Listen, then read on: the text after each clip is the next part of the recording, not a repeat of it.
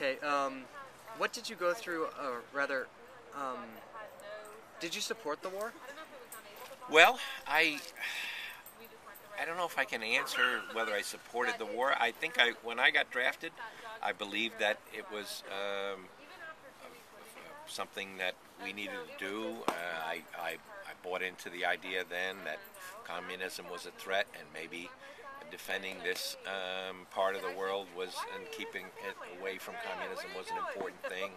Maybe I believed that Russia or China, those communist countries, were involved in trying to take over Vietnam. But it wasn't long after I got there. This goes along with realizing that the war was not going to work, and we weren't going to win in any event, and we didn't understand what was going on there. And I really recognized that the people were really in a civil war, and it had nothing to do with defending that part of the world from communism and so on. It was a military adventure and a mistake, and I realized that really pretty early. That's why when I got back, I became involved in Vietnam Veterans Against the War in New York. So your attitude has changed as you've gotten older? Absolutely. Well, it changed really fairly soon after I got there. Drop it. Let go. Yeah. How old were you when you went into the war? I was 22 years old when I got drafted, at 23 when they sent me to Vietnam. So I was old. That made me older than most of the soldiers that were young soldiers.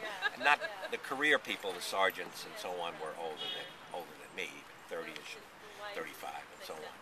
But the draftees and the other young soldiers that just got over there, a lot of them were 17, 18 years old, and at 23, I was a lot more knowledgeable than they were. How long did you serve?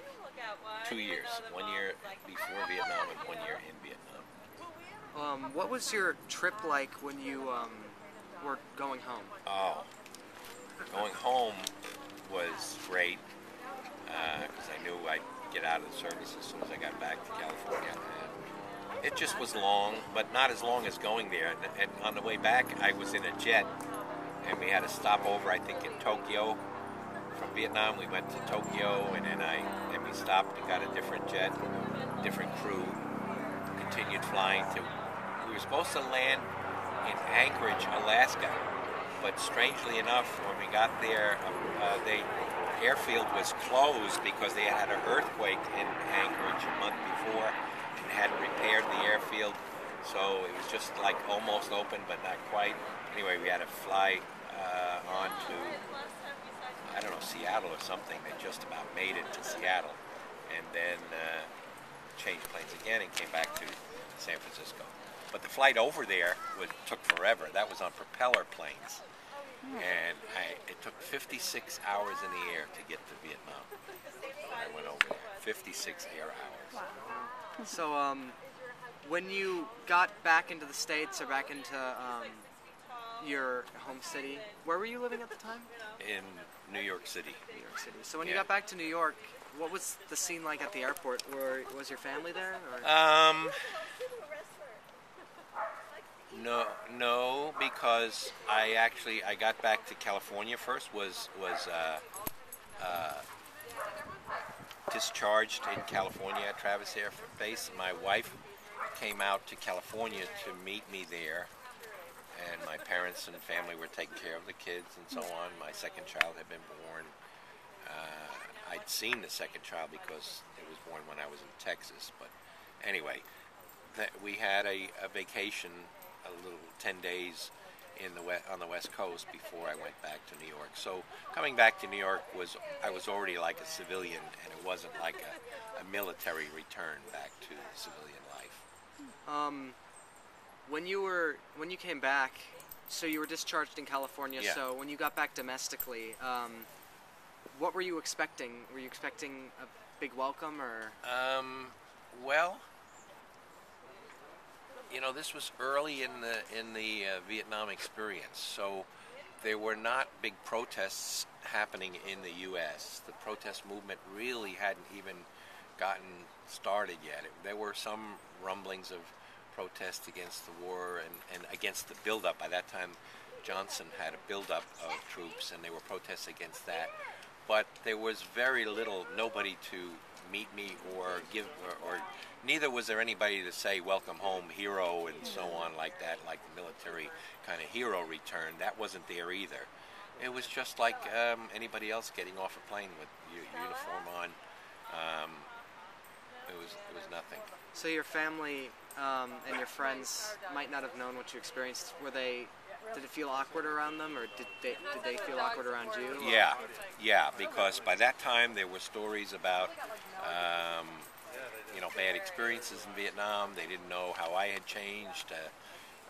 They didn't know what my feelings were about. So there was a lot of awkwardness and getting to know people again, and also a lot of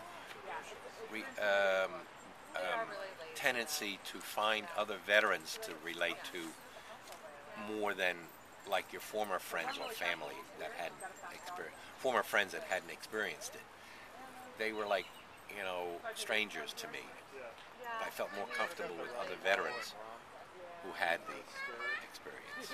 What did you think about the protests at the beginning of the war and when you came back?